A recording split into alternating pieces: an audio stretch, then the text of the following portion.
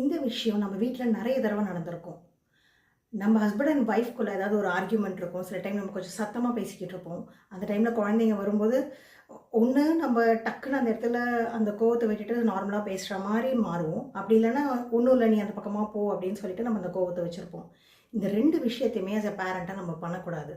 Instant நம்ம என்ன பண்ணணும் அப்படின்னா, நம்ம குழந்தைங்க நம்ம ஆர்கியூ பண்ணுறதையோ இல்லை கான்ஃப்ளிக்டில் இருக்கிறத பார்க்கும்போது அவங்க அதை விட்னஸ் பண்ணட்டும். நிறைய பேர் சொல்லுவாங்க குழந்தைங்க முன்னாடி சண்டை போடாதீங்கன்னு சொல்லிட்டு. It's an absolute myth. நம்ம அதை பண்ணவே கூடாது. ஏன் நம்ம குழந்தைங்க முன்னாடி சண்டை போடுறது பரவாயில்லை அப்படின்னு நான் சொல்கிறேன். ஏன்னா குழந்தைங்களுக்கு ரியாலிட்டி புரியணும். ஒரு ரிலேஷன்ஷிப்பில் கான்ஃப்ளிக்ட் இருக்கலாம் அண்ட் அந்த கான்ஃப்ளிக்ட்டை ரிசால்வும் ஆகுங்கிறது தான் நம்ம குழந்தைங்கக்கிட்ட நம்ம காமிக்க வேண்டிய விஷயம். ஸோ சண்டையை மறைக்கிறதுக்கு பதிலாக அந்த சண்டைக்கு அப்புறம் எப்படி நீங்கள் ரெண்டு பேரும் காம்ப்ரமைஸ் ஆனீங்க அப்படிங்கிறதையும் உங்கள் குழந்தைங்க பார்க்கணும். அதுதான் ஒரு சண்டையோட முக்கியமான ஆஸ்பெக்ட். அண்ட் இதனால பசங்க நிறைய விஷயங்களை தெரிஞ்சுப்பாங்க. முதல் விஷயம், ஒரு ஹெல்தி ரிலேஷன்ஷிப்னா எப்பயுமே எல்லாத்துக்கும் எஸ் சொல்கிறது மட்டும் கிடையாது, அக்ரி பண்ணுறது மட்டும் கிடையாது. அதில் கான்ஃப்ளிக்ஸும் வரும் ஒரு ஹெல்தி ரிலேஷன்ஷிப்பில் அவங்க புரிஞ்சுப்பாங்க. அண்ட் செகண்ட், மோஸ்ட் செக்யூர்டாகவும் ஃபீல் பண்ணுவாங்க. இப்போ ஒரு சண்டை நடக்குது, நீங்கள் அவங்கள போங்க அப்படின்னு சொல்கிறீங்கன்னா அவங்க நம்மக்கிட்ட இருந்து அம்மா அப்பா ஏதோ மறைக்கிறாங்க, ஏதோ ஒன்று நடக்குது வீட்டில், ஆனால் நமக்கு என்னன்னு தெரியலன்னு இன்செக்யூர்டாக ஃபீல் பண்ணுவாங்க. பட் அதே அவங்க கண்ணு முன்னாடி ஒரு ஆர்கியூமெண்ட்டை பார்த்துட்டு மறுபடியும் அது ரிசால்வ் ஆகிறதையும் பார்க்கும்போது அவங்க அந்த என்விரான்மெண்ட்டையே சேஃபாகவும் ட்ரஸ்டபுளாகவும் ஃபீல் பண்ணுவாங்க. அண்ட் மூணாவது ரொம்ப முக்கியமான விஷயம், குழந்தைங்களுக்கு இந்த மாதிரி கான்ஃப்ளிக்ட் வரும்போது அதை எப்படி ஹேண்டில் பண்ணணும் அப்படிங்கிறது தெரியும்.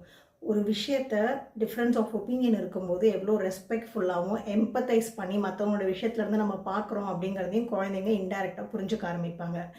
அதனால் நெக்ஸ்ட் டைம் சண்டை போடக்கூடாதுன்னு நான் சொல்ல மாட்டேன். அண்ட் எப்போ சண்டை வந்தாலும் மறுபடியும் சமாதானமும் குழந்தைங்க கண்ணு முன்னாடி நடக்கணும்.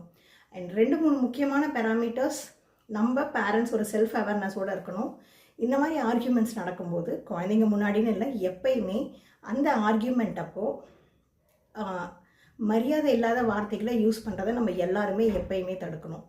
அண்ட் அவங்கள லேபிள் பண்ணுறதும் நம்ம தடுக்கணும். அந்த டைமில் நீ எப்பயுமே இப்படி தான் அப்படின்னு அவங்கள ஜென்ரலைஸ் பண்ணுற ஸ்டேட்மெண்ட்ஸையும் தடுத்துட்டு டோனை எப்படி மரியாதையாகவும் பேசுகிறோம் அப்படிங்கிறத மட்டும் கொஞ்சம் நம்ம நார்மலைஸ் பண்ணிக்கணும். இது நான் முன்னாடி சொன்ன மாதிரி தான், பசங்க முன்னாடின்னு இல்லை, எப்பயுமே இந்த ஹேபிட்ஸை நம்ம செல்ஃப் கண்ட்ரோலோடு நம்மளோட எமோஷன்ஸை எக்ஸ்ப்ரெஸ் பண்ணுறது நம்ம பசங்களுக்கு நிஜமான ரோல் மாடலாக இருக்கிறதுக்கு ரொம்ப ஹெல்ப் பண்ணும். ஏன்னா இந்த விஷயங்கள் தான் பசங்க நாளைக்கு எல்லா ரிலேஷன்ஷிப்லேயும் அவங்களும் ரிஃப்ளெக்ட் பண்ணுவாங்க.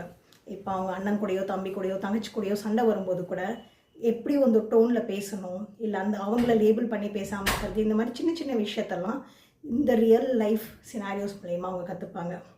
நீங்கள் இதை ஃபாலோ பண்ணுவீங்கன்னு நான் நம்புகிறேன். நம்ம சேனலுக்கு இது வரைக்கும் சப்ஸ்கிரைப் பண்ணாதவங்க சப்ஸ்கிரைப் பண்ணுங்கள். உங்களோட கமெண்ட்ஸை ஷேர் பண்ணுங்கள்.